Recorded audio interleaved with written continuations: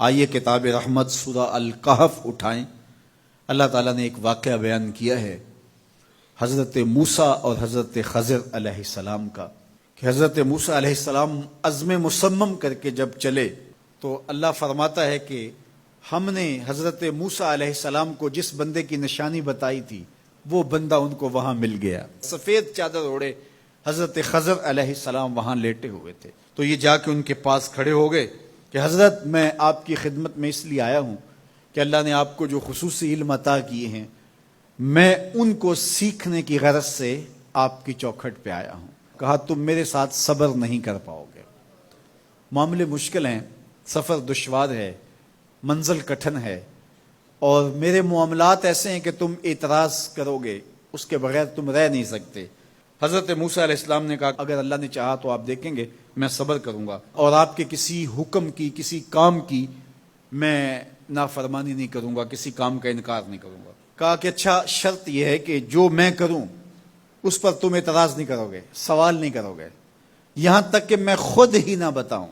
تو کہا کہ یہ شرط ٹھہری، میں کوئی بات نہیں کروں گا۔ فانطلقا، دونوں چل پڑے، دریا کے پار جانا تھا۔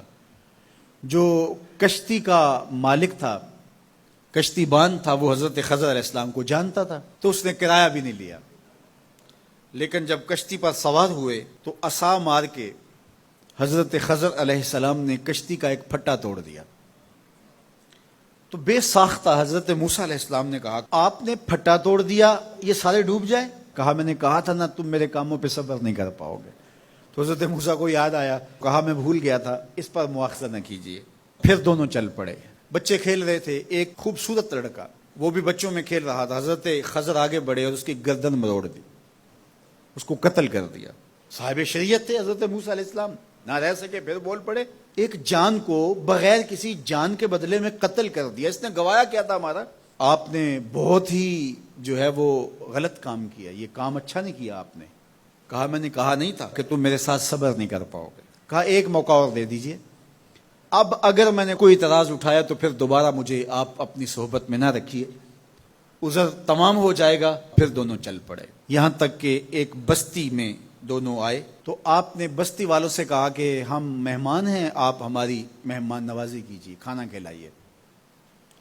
تو انہوں نے انکار کر دیا، کہا کہ ہم تو آپ کو بلایا نہیں ہے، آپ خود آئے ہیں، آپ اپنے کھانے کا خود انتظام کیجیے۔ گزر رہے تھے گلی سے تو ایک دیوار گرنا چاہ رہی تھی، تو جلدی سے اس دیوار کو مرمت کر دیا۔ کہا حضرت ہم اگر چاہتے تو اس پہ اجر لے سکتے تھے، انہوں نے ہمیں کھانا تک نہیں دیا اور ہم ان کی دیواریں سیدھی کر رہے ہیں۔ کہا اب تمہاری میری جدائی ہو گئی، تم نے یہ بھی اعتراض کر دیا۔ تو انہیں یاد آیا کہ وہ یہ بھی اعتراض ہو گیا۔ اب میں تمہیں بتاتا ہوں کہ یہ 3 کام میں نے کیوں کیے۔ اللہ اکبر۔ اب سنیے، قرآن ہمیں بتاتا ہے کہ ظاہری علم بھی ہوتا ہے لیکن کوئی باطنی علم بھی ہوتا ہے۔ کہا وہ پہلی بات کشتی والی سنو، یہ 2 مسکین بچوں کی کشتی تھی، ان کے گھر کا چولہا اس کی کمائی سے جلتا تھا۔ دریا کنارے کنارے ایک ظالم بادشاہ رہا تھا جو لوگوں کی کشتیاں چھین رہا تھا، ہم نے تھوڑا سا عیب لگا دیا، وہ ٹوٹی کشتی چھوڑ کے چلا گیا۔ اب وہ تھوڑے سے پیسے لگا کے کشتی مرمت کرا لیں گے، گھر کا چولہا جلتا رہے گا، بتاؤ اچھا کیا یا برا کیا؟ کہا رہی بات اس بچے کی جس کو ہم نے قتل کیا، اس کے ماں باپ مومن تھے، نیک تھے، صالح تھے، بچے نے بڑا ہو کے بہت برا ہونا تھا، ہم نے اس کو قتل کر دیا، اللہ اس کے بدلے ان کو بہتر اولاد دے گا۔ علماء تفسیر نے لکھا ہے اس بچے کے بدلے میں اللہ نے ان والدین کو ایک بیٹی عطا کی جس کی نسل سے 70 نبی پیدا ہوئے۔ دیوار کی کہانی بھی سن لیجئے، یہ شہر کے 2 یتیم بچوں کی دیوار تھی اور اس کے نیچے ان کا خزانہ تھا اور ان کا باپ بڑا نیک تھا۔ خزانہ دیوار کے نیچے ہے، دیوار گرنا چاہ رہی ہے، کسی معمولی دھکے سے گر جاتی۔ 2 ہی صورتیں تھیں، یا وہ بچے خود اپنا خزانہ اٹھا لیتے یا لوگ اٹھا کے لے جاتے۔ لوگ اٹھا کے لے جاتے پھر بھی ہاتھ میں کچھ نہ آیا، اور اگر وہ خود اٹھا لیتے تو بچے ہیں، بچپنے کی وجہ سے وہ اس کو اڑا دیتے۔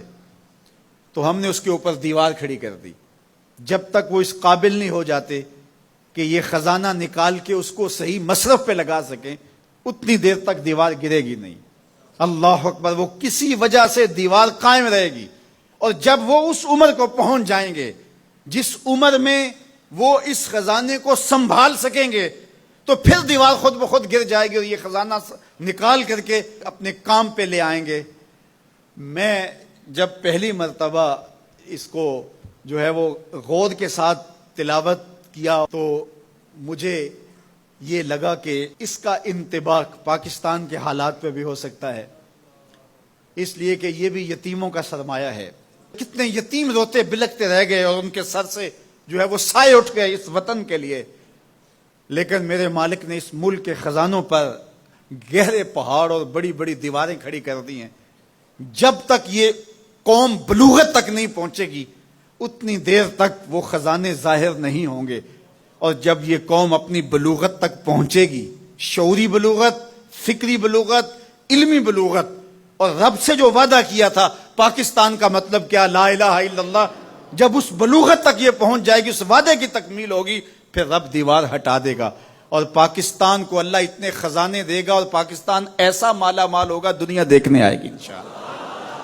اس لیے رب نے دیواریں بنا کے رکھی۔ تمہارا باپ معین الدین چشتی بڑا نیک تھا، تمہارا باپ داتا گنج بخش علی حجویری بڑا نیک تھا، تمہارا باپ حضرت مجدد الف ثانی بڑا نیک تھا، ان کی وجہ سے میں دیواریں کھڑی کر رہا ہوں اور مضبوط حصار لگا رہا ہوں تمہارے خزانوں پر، اور وہ وقت آئے گا جب تم بلوغت کی عمر کو پہنچو گے دیواریں ہٹ جائے گی اور تمہارا وطن زمانے پہ مہکتے پھول کی طرح اور چمکتے ستاروں کی طرح اور روشن آفتاب کی طرح چمکتا اور مہکتا دکھائی دے گا، اور زمانہ پاکستان دیکھنے آئے گا، پاکستان دنیا کی قیادت کرے گا انشاءاللہ۔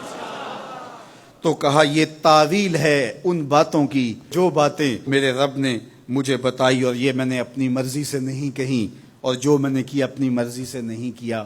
تو یہ باطنی باتیں ہیں، شاید یہ باطنی باتوں کے جوش میں یہ بات بھی میں کر گیا۔ وہ کیا کسی نے کہا تھا کہ بھری محفل میں ایک راز کی بات کہہ دی، بڑا بے ادب ہوں سزا چاہتا ہوں۔